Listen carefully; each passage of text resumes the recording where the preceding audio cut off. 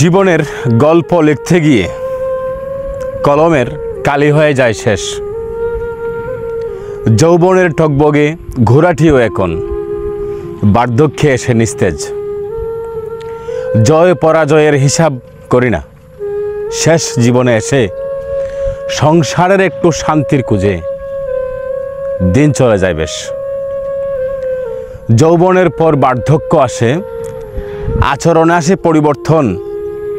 বয়োবৃদ্ধ মানুষ মানেই ছোট্ট মানুষ, মেনে নিতে হয় তখন।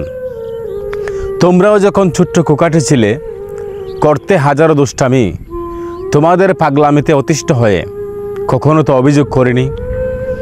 বয়সের ভারে ক্লান্ত আমি হয়ে গেছি কিছুটা অচল। অচল মানুষটাকে সচল করতে বিশ্বস্ত একটা হাতের প্রয়োজন। ভুলে যেও না তোমরাও কিশোর যৌবন এই বয়সটায় আমারও ছিল।